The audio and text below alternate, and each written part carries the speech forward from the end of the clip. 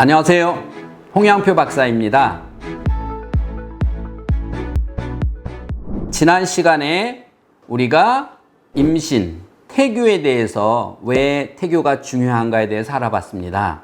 오늘은 태어나서 0, 3세 때 어떻게 해야 되는가 이야기 나눠보도록 하는 시간을 갖도록 하겠습니다.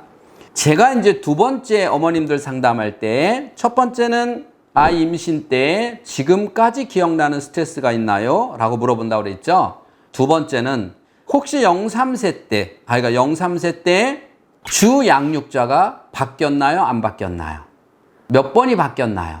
이거와 또 하나는 0, 3세 때 아이에게 부부가 심하게 다투는 소리를 듣게 했나요? 안 듣게 했나요? 크게. 자, 여러 가지 상담 중에 그걸 크게 나누면 이 두 가지입니다. 이 두 가지로 나눠지는데 어떤 분은요, 아이를 다른 아이 봐주는 어머니가 직장 때문에 아이를 봐주는 분을 불렀는데 이분이 마음에 안 드니까 수시로 자꾸 바뀐 거예요. 그래서 1년 안에 4번, 5번이 바뀌었다고 그래요. 그러면 아이는 한 사람하고 정확하게 각인이 안 됐기 때문에 나중에 커서 인간관계에 상당히 서툰 거 여러분 아십니까? 아이들이 태어났을 때 어떤 한 사람이 뇌 안에 각인이 돼야 돼요. 예를 들어서 병아리도 태어났을 때 가장 먼저 옆에 사람이 있으면 그 사람이 각인이 되면 사람이 자기의 보호자인 줄 알고 따라다니는 거 아시죠? 이렇게 동물은 태어나자마자 바로 각인된 사람이 자기의 보호자로 알고 있지만 사람은 꽤 시간이 걸려요. 그 시간 동안에 아이와 눈맞춤을 하고 그 아이 뇌에 각인될 수 있는 사람이 자꾸 바뀐다면 이 아이는 항상 불안한 생각을 가지고 인간관계를 접할 수밖에 없다는 사실입니다. 또 하나는 낮에는 친정엄마가 봐주고 저녁에는 제가 보고요. 자, 이러한 부분에서 이렇게 아이가 크게 두 턴만 바뀌어도 이건 그나마 좀 괜찮습니다. 그런데 아이가 보던 사람이 한두 달보다 또 바뀌고 한두 달보다 또 바뀌고 이렇게 몇 번 바뀐다면 얘는 크면서 관계에서 상당히 문제가 생길 것이다 라고 합니다. 두 번째는 이 시기는 오감 시기입니다. 그래서 이 시기에는 어머님들이 모빌을 달아놓지 않나요?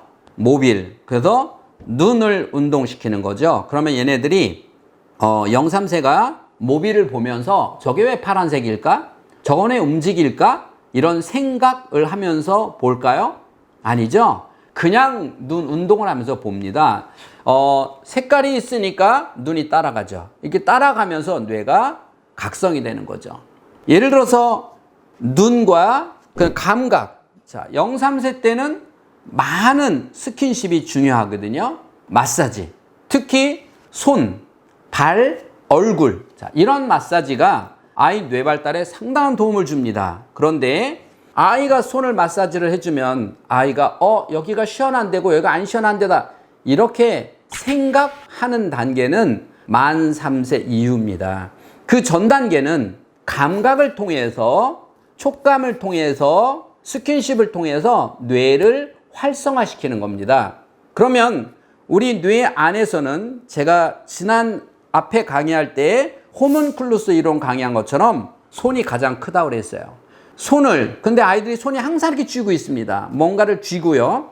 그래서 아이에게 손을 자주 피워서 다양한 것을 손의 감각과 촉감을 통해서 손바닥 운동을 시키는 것은 뇌 발달에 상당한 도움을 줄 것이고요. 그리고 얼굴을 마사지 해주는 거요. 그리고 특히 발 마사지 해주는 거요. 그리고 나서 온몸을 마사지를 얼마나 자주 해주느냐, 이거는 상당히 중요한 것입니다. 그리고 눈, 감각, 그 다음에 귀요. 제가 귀 그랬잖아. 이 귀는 청각인데 이 청각이 상당히 예민합니다. 예를 들어서 엄마 아빠는 애가 어리니까 아이가 어릴 때 무슨 큰 일이 있겠냐 싶으니까 TV를 크게 틀어놓고 엄마나 아빠가 저녁에 계속해서 아이에게 기계 소리를 들려준다? 그럼 이 아이는 기계 소리가 각인이 돼버리죠. 그러면 사람 소리 듣는 걸 싫어할 것입니다. 또 부부가 심한 다투는 소리를 이 아이가 듣는다면 이 아이 뇌에는 소름 끼치도록 놀래서 트라우마가 생기는 거죠.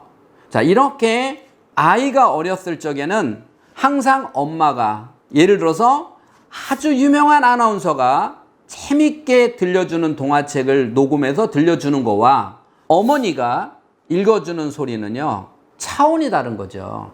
아무리 유명한 아나운서가 동화책을 녹음해서 들려주는 것은 어머니가 읽어주는 거에 10분의 1도 따라오지 못합니다. 특히 녹음한 소리와 기계 소리와 사람 소리는 아이 뇌에 전달되는 게 달라요.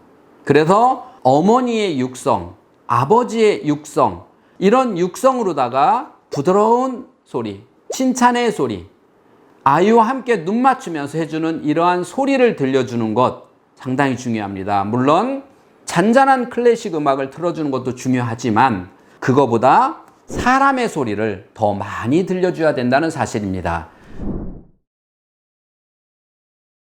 자, 모빌, 다양한 것을 보여주고요.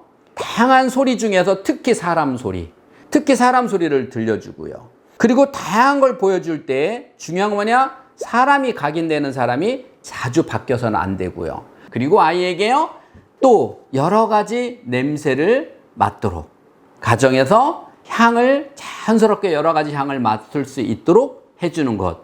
그리고 아이가 맛이요, 맛. 그래서 약간 자극적이지 않은 것들을 조금씩 약간 짠맛, 조금 단맛, 조금 신맛 같은 것들을 조금씩 아이에게 맛을 봐서 자극을 주는 것. 이러한 것들이 0, 3세 때는 뇌가 생각을 통해서 뇌가 발달되는 것이 아니라 자극을 통해서 뇌가 발달됩니다. 그래서 손을 자극하고요. 부드러운 소리로 귀를 자극하고요. 그리고 모빌이나 한 사람의 각인된 걸로 자극하고요. 그리고 부드러운 맛으로 입을 자극하고 향으로 코를 자극하고 이렇게 자극을 통해서 뇌가 발달된다는 사실입니다. 여러분, 이렇게 자극은 컴퓨터에 비유하면 0, 3세는 아래 한글, 오피스, 이런 것들을 만들어주는 것이 아니라 예를 들어서 286 컴퓨터로 아니면 컴퓨터 하나도 없는 제로의 컴퓨터로 태어났으면 이 컴퓨터를 슈퍼컴퓨터로 만드는 과정이 0, 3세라고 보시면 됩니다. 이렇게 슈퍼컴퓨터를 만들어 놓으면 이제 만 3세부터는 그 컴퓨터에 하나하나 프로그램을 만든다. 이렇게 이해하시면 좋을 것입니다.